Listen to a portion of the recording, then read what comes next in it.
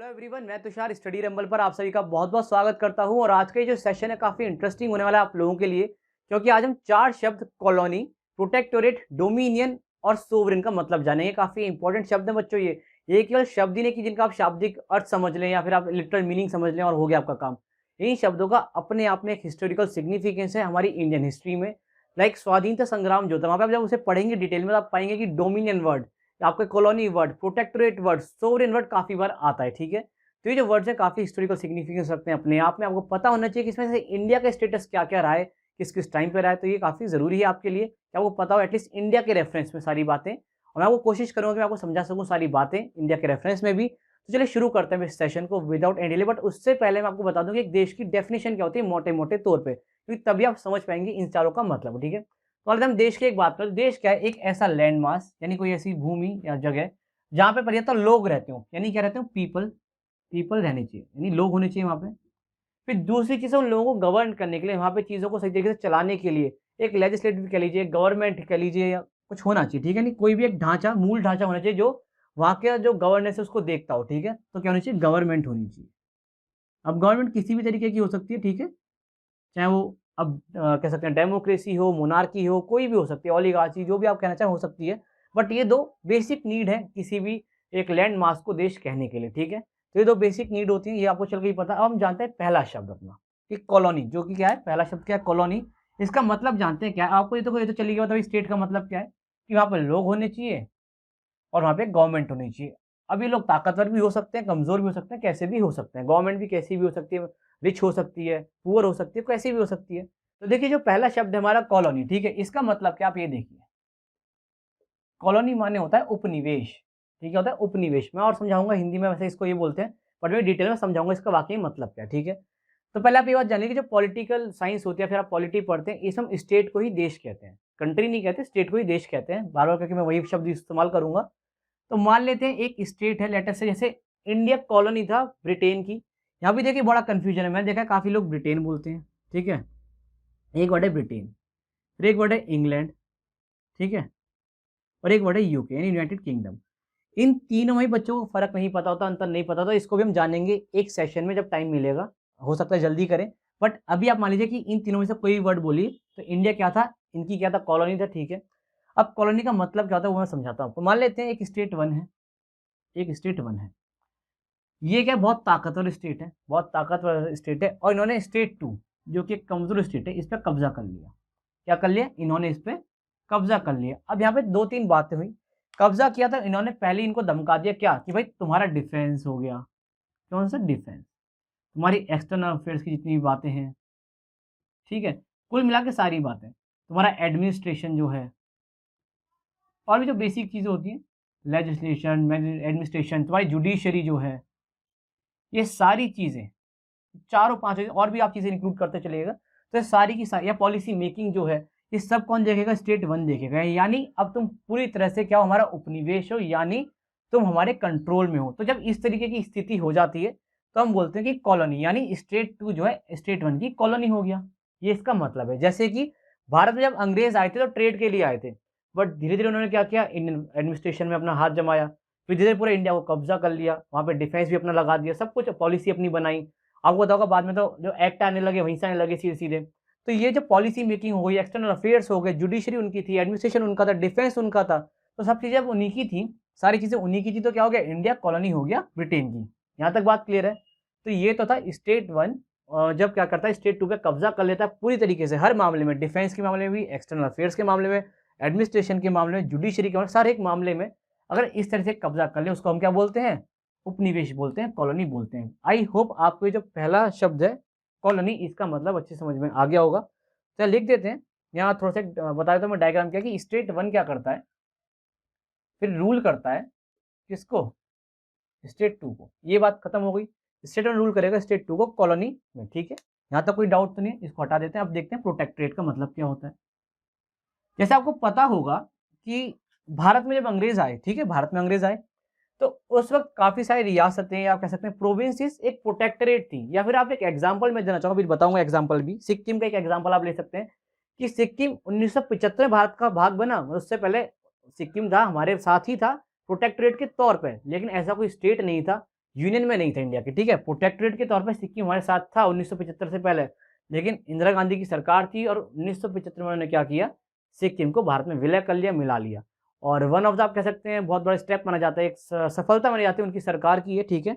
हालांकि उसके बाद उन्होंने कुछ और भी स्टेप्स लिए जो कि ठीक नहीं थे। तो देखिए सेकंड है हमारा प्रोटेक्टोरेट। प्रोटेक्टोरेट, तो प्रोटेक्टोरेट का मतलब है आपका संरक्षित राज्य, ठीक है, आपको ध्यान रखना है। अब कई बार बच्चे क्या करते हैं, इसको प्रोटेक्टेड स्टेट से कंफ्यूज करते हैं, दोनों ही अलग अलग बातें हैं। प्रोटेक्टेड स्टेट अलग मसला है और प्रोटेक्टोरेट अलग है, ठीक है। तो फिलहाल हम बात करते हैं इस प्रोटेक्टोरेट के बारे में। अब देखिए जब अंग्रेज भारत में राज कर रहे थे, लाइक इंडिया कॉलोनी था ब्रिटेन की, तो काफी सारे प्रोविंसेस को, या फिर आप कह सकते हैं जो छोटे छोटे हमारे राज्य थे, छोटे छोटे रजवाड़े आप कह सकते हैं, उनको प्रोटेक्टोरेट का दर्जा हासिल था, ठीक है। इसमें अब मतलब क्या है वो अभी हम समझेंगे, बट मैं आपको थोड़ा सिक्किम के रेफरेंस में समझाने की कोशिश करता हूँ, क्योंकि मैं चाहता हूँ काफी हद तक इंडिया सेंट्रिक सारी बातें रहें, जिसमें आपको भी लगे कि भाई इंडिया ने कुछ किया है वाकई में, हमारी सरकार ने भी। देखिए जो सिक्किम है, ये जब देश आज़ाद हुआ ऑब्वियसली थोड़ा एक कमजोर प्रांत था, उधर का काफी एक कमजोर हिस्सा था, भाई कभी भी कोई भी इस पर हमला कर सकता था। जब देश आज़ाद हुआ तो बहुत सारे प्रोविंसेस के साथ ट्रीटी ऑफ असेशन साइन करी गई, ठीक है। उसमें क्या किया गया कि जो प्रोटेक्टोरेट का दर्जा अंग्रेजों ने दे रखा था, वो तो था ही था, बस उसके साथ कुछ और प्रोविंसेस हमने मिलाए और उनको क्या किया, प्रोटेक्टोरेट का दर्जा दे दिया, ठीक है। जब देश आज़ाद होने की बात हो रही है यहाँ पे, अभी 1950 तक हम पहुंचे नहीं है। तो जब देश आज़ाद हो गया तो सिक्किम को भी प्रोटेक्टोरेट का दर्जा मिला, ठीक है। लेकिन जब 1950 में हमारा संविधान तैयार हो गया, तो हमने ट्रीटी ऑफ मर्जर ऐसा कुछ हमने किया वहाँ पे। तो उसमें क्या किया गया कि जो प्रोविंसेस थे जिनको प्रोटेक्टोरेट का दर्जा दिया गया था, उनको हमने भारत में विलय कर लिया, यूनियन में बेसिकली शामिल कर लिया। लेकिन सिक्किम, जिसे 1975 में भारत में शामिल किया गया था, तब तक, उससे पहले की बात करें 1975 से पहले, वो भारत का केवल एक प्रोटेक्टोरेट ही था। मैं बात यहाँ पे कर रहा हूँ 1975 से पहले की, ठीक है। इससे पहले की हम बात कर रहे हैं कि 1975 से पहले भारत को बेसिकली सिक्किम में भारत का प्रोटेक्टोरेट था, ठीक है। यानी इंडिया का क्या था, प्रोटेक्टोरेट था। अब इसका मतलब समझते हैं बहुत ही विस्तार में, क्या मतलब है इसका। सिक्किम प्रोटेक्टोरेट है इंडिया का, ओके। तो इस प्रोटेक्टोरेट स्टेटस के अंदर सिक्किम को मैंने ये कहा कि तुम एक काम करो, अपना जो लोकली तुम्हें गवर्नमेंट चलानी, जैसे चलानी वैसे करो, जो तुम्हें कायदे कानून बनाने वो बना लो, कोई दिक्कत नहीं है। तुम्हें अपना एक जुडिशियल सेटअप लगाना है वो लगा लो, अपना कोर्ट बना लो, कोई दिक्कत नहीं है, हमें कोई दिक्कत नहीं, तुम्हें जैसे चलाना है वैसे चलाओ, हमें बिल्कुल एक रत्ती भर भी इसमें इंटरेस्ट नहीं है, ठीक है। लेकिन जो तुम्हारा डिफेंस है वो हम देखेंगे। डिफेंस सबसे पहली चीज, प्रोटेक्टोरेट में दो ही मेन चीज होती हैं, एक होता है डिफेंस जो कि हम देख ही रहे हैं यहाँ पे, और दूसरा होता है एक्सटर्नल अफेयर्स। यानी इसका मतलब ये है कि जो सिक्किम है वो अपनी मर्जी से, या सोचे कि कल को मैं मान लो सिक्किम में चाइना के साथ कोई रिलेशन बना लूं, अमेरिका के साथ कोई रिलेशन बना लूं, तो जो एक्सटर्नल अफेयर्स होते हैं वो सिक्किम नहीं देखेगा अपने, वो देखेगी भारत सरकार। और ऐसा नहीं है कि सिक्किम के लिए कोई पॉलिसी बनाएगी, नहीं बनाएगी पॉलिसी, लेकिन वो सिक्किम खुद नहीं बनाएगा, एक्सटर्नल अफेयर्स की पॉलिसी जो होंगी वो भारत सरकार ही बनाएगी, यानी क्या एक्सटर्नल अफेयर्स। और मोटे मोटे तौर पे यही दो मेन चीजें होती हैं प्रोटेक्टोरेट के अंदर, बाकी आप चाहे तो और भी जोड़ सकते हैं इसके अलावा।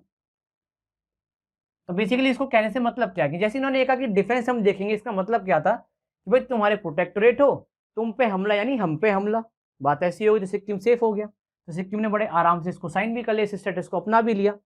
लेकिन 1975 में कुछ ऐसी बातें होने लगी कि भाई लगने लगा कि सिक्किम हाथ से चला जाएगा। तो इंदिरा गांधी ने बहुत जल्दबाजी करते हुए बहुत ही फटाफट, बहुत ही स्विफ्टली सिक्किम को अपने बेसिकली इंडिया का जो यूनियन है उसमें मिला लिया। तो ये तो था प्रोटेक्टोरेट का स्टेटस, जिसमें क्या होता है कि जो स्टेट 2 है वो ये मान लेता है कि मेरा डिफेंस और एक्सटर्नल अफेयर्स जो होगा स्टेट 1 देख लेगा, क्योंकि वो ज़्यादा ताकतवर है, मैं कमज़ोर हूँ, बाकी मैं अपना मनमर्जी तरीके से अपना एडमिनिस्ट्रेशन चलाऊंगा और इस जो भी करना है करूंगा। तो ये तो था प्रोटेक्टोरेट का मतलब। यानी हम यहाँ पे मोटे मोटे तौर पर ये कह सकते हैं कि जो स्टेट 1 है वो दो मामलों में, पहला है आपका डिफेंस, ठीक है, और दूसरा आपका एक्सटर्नल अफेयर्स, इन दो मामलों में स्टेट 2 को कंट्रोल करेगा, ठीक है, ये इसका मतलब है। अब चलते हैं तीसरे वर्ड की तरफ जिसका मतलब है डोमिनियन, जो कि है डोमिनियन, ना कि मतलब, जो कि है डोमिनियन। तीसरा वर्ड है डोमिनियन, और देखिए इसका भी बड़ा एक मतलब आप कहें कि रोचक मामला है डोमिनियन का। काफी बार जब इंडिया का स्वाधीनता संग्राम चल रहा था तो काफी लोगों ने कहा कि हमें डोमिनियन स्टेटस को अपना लेना चाहिए। काफी लोगों ने कहा कि ना जी ना, हम क्यों ले डोमिनियन स्टेटस, हम तो अपना अलग ही देश बनाएंगे। तो वहां पे भी एक बड़ी तकरार रही काफी सारे लीडर्स के बीच में, और जो बेसिकली स्वाधीन संग्राम में हिस्सा ले रहे थे, जो इसको चला रहे थे, तो काफी तकरार थी वहां पे लीडर्स के बीच में कि हमें क्या लेना है, कि हम डोमिनियन स्टेटस को मान लें क्या फटाफट से हम आज़ाद हो जाएं बस कैसे भी करके। और देखिए काफ़ी बार ऐसा भी कहा जाता है कि अगर हम डोमिनेंट स्टेटस को अपना लेते, उसको स्वीकार कर लेते, तो शायद हमारा देश जो है 10 या 12 साल पहले ही अंग्रेजों से मुक्त हो चुका होता। ऐसा कहा जाता है। अब ये थ्योरीज़ हैं, पता नहीं होता नहीं होता। वर्ल्ड वॉर भी उस वक़्त अपने चरम सीमा पे था, स्टार्ट हो ही चुका था। और फिर गांधी जी वांधी किसी का मूड तो था नहीं डोमिनेंट को मानने का, तो पता नहीं क्या होता। एनीवेज़ वो हिस्ट्री है और वो सब केवल पढ़ के आप कुछ वही बना सकते हैं अपने कंक्लूजन्स, बाकी चेंज कुछ नहीं कर सकते, ना ही आपको पूरी बात असल में पता है। तो थर्ड हम थर्ड वर्ड पढ़ रहे हैं डोमिनियन। अब देखिए डोमिनियन का मतलब क्या होता है, या आप देखिए डोमिनियन का मतलब क्या है। डोमिनियन माने ये होता है कि मान लेते हैं एक स्टेट वन है, ये स्टेट वन है, ये पहले जैसे कॉलोनी में क्या था, रूल कर रहा था स्टेट टू को, ठीक है, स्टेट वन स्टेट टू को रूल कर रहा था, ये था। हुआ क्या कि समय आगे बीता और स्टेट टू में नेशनलिज्म की भावना आने लगी कि भाई हमें अपना अलग राष्ट्र बनाना है, हमें लोगों को अलग हो जाना है, हम क्यों किसी के दबाव में आके अपना जो शासन है किसी और को दे दें और किसी और को मतलब दबाव में रहें। बेसिकली मोटी-मोटी तौर पे आप ये बात ध्यान रखिए कि स्टेट 2 के बारे में ये बात आ गई कि हमें आज़ाद होना है, हमें स्टेट 1 से पिंड छुड़ाना है, मोटे-मोटे तौर पे। जब इस तरह की बात आती है स्टेट 2 में विद्रोह हो जाता है कि नहीं, मतलब विद्रोह इन द सेंस कि स्टेट 1 के खिलाफ विद्रोह हो रहा है, उसके अपने लोगों में कोई विद्रोह नहीं है। स्टेट 2 में स्टेट 1 के खिलाफ विद्रोह हो गया कि भाई तुम हमारे को आज़ाद करो, हमें तुम्हारे साथ नहीं रहना है। तो ऐसे केस में क्या करता है स्टेट 1, ये कहता है कि ठीक है, जैसा आप कह रहे हो वैसा मान लेते हैं, लेकिन एक काम करते हैं कि आप आज़ाद हो जाओ। एक काम करो, उन्होंने ये कहा कि स्टेट 2 तुम एक काम करो, तुम अपना डिफेंस भी खुद बना लो। क्या करो, डिफेंस भी खुद ही बना लो, ये उन्होंने कहा। तुम अपने एक्सटर्नल अफेयर्स भी खुद बनाओ। देखिए ये जो पॉइंट है ना डोमिनियन का, काफ़ी बच्चे समझ ही नहीं पाते हैं। कई बार वो इसको बाइकैमरलिज्म सिस्टम से भी कंफ्यूज करते हैं। तो मैंने काफ़ी बच्चों को देखा है, वो कहते हैं कि डोमिनियन माने बाइकैमरलिज्म। अरे वो अलग चीज़ है, बिल्कुल ही अलग चीज़ है। दोनों को मिला कैसे रहे हो तुम? अलग बात है दोनों, बहुत ही अलग बात है। मैंने काफ़ी लेकिन बच्चों को देखा, तभी मैंने ये सेशन बनाया कि भाई कॉलोनी, प्रोटेक्टरेट, डोमिनियन और सोवरेन का मतलब वाक़ई में है क्या? ठीक है? ठीक है? डिफेंस हो गया, एक्सटर्नल अफेयर्स हो गया। तीसरा, आप अपनी पॉलिसी खुद बनाओ। हमें कोई मतलब नहीं है आप क्या करते हो, कैसी पॉलिसी बनाते हो, हम बिल्कुल इंटरफेयर करेंगे ही नहीं। अभी और देखिए और क्या, आप अपने इलेक्शंस भी खुद करा लो, हमें कोई मतलब नहीं है। जुडिशरी आप अपनी खुद लगा लो, कोई मतलब नहीं है, कोई भी मतलब नहीं होगा। लेकिन एक केवल आप कह सकते हैं सिंबॉलिक के तौर पे, या आप कह सकते हैं नामात्र के तौर पे, ये जो पूरा स्टेट 2 है ना, इसका राष्ट्र अध्यक्ष वही होगा जो स्टेट 1 का राष्ट्र अध्यक्ष होगा। अब यही बात जो थी, जो लीडर्स थे हमारे उस वक़्त, उनको एक खल रही थी कि कैसी आज़ादी हुई हमारी कि हम सारी चीज़ें खुद बनाएँ, जुडिशरी भी हमारी होगी, इलेक्शन हम खुद करेंगे, पॉलिसी खुद बनाएँगे, हम पैसा अपना खुद ही मतलब जुटाएँगे, जो भी करना है, जो इंफ्रास्ट्रक्चर हमें खुद बनाना है, सब कुछ हमें खुद ही करना है, डिफेंस हमारा खुद ही है। तो फिर हमारा राष्ट्र अध्यक्ष ब्रिटेन का क्यों हो? बेसिकली जब देश आज़ाद हो रहा था तो जॉर्ज 6 थे वहाँ के क्या? राजा। तो वो लोगों को हज़म नहीं हुई बात कि क्यों बेसिकली हम किसी और को अपना राष्ट्रीय अध्यक्ष बनाएँ, जब ये सारी मेन चीज़ें हम ही खुद करें, सारी मेन क्या सारी चीज़ें, नॉट मेन सारी चीज़ें कहेंगे, कि हम खुद ही कर रहे हैं, तो फिर हम किसी को राष्ट्रीय अध्यक्ष क्यों बनाएँ? तो यहीं पे एक थोड़ा तकरार था काफ़ी सारे लीडर्स के बीच में। काफ़ी लोग ये चाहते थे कि कैसे भी देश आज़ाद हो जाए, मतलब उनके मन में ये थी, जो ये कह रहे थे कि हम डोमिनियन स्टेटस को मान लेते हैं, उनके मन में ये रहा होगा मेरे हिसाब से, या जो और भी बहुत सारे बड़े-बड़े हिस्टोरियन कहते हैं लाइक रामचंद्र गुहा वगैरह, वो ये कहते हैं कि उनके मन में ये रहा होगा कि फिलहाल अंग्रेज़ों को यहाँ से निकालते हैं। एक बार जब जब वो यहाँ से निकल जाएँगे, फिर हम पे कौन कब्ज़ा करेगा? हमारा डिफेंस अपना हो जाएगा, हमारा एक्सटर्नल अफेयर्स की नीति हमारी खुद की होंगी, तो फिर वो हम पे कब्ज़ा कर नहीं पाएँगे और हम जब मन चाहें, ये जो राष्ट्र अध्यक्ष वाली बात है, इसको खत्म कर देंगे, ठीक है? लेकिन कहीं न कहीं कुछ लोग क्या थे, बहुत ज़्यादा आदर्शवादी थे। उन्होंने कहा ये तो कतई गलत हो जाएगा, क्योंकि हम जो आज़ाद होना चाहते थे, वो एक डेमोक्रेसी बनना चाहते थे। डेमोक्रेसी का मतलब है कि विश्वास बहुत बड़ी चीज़ है उसमें।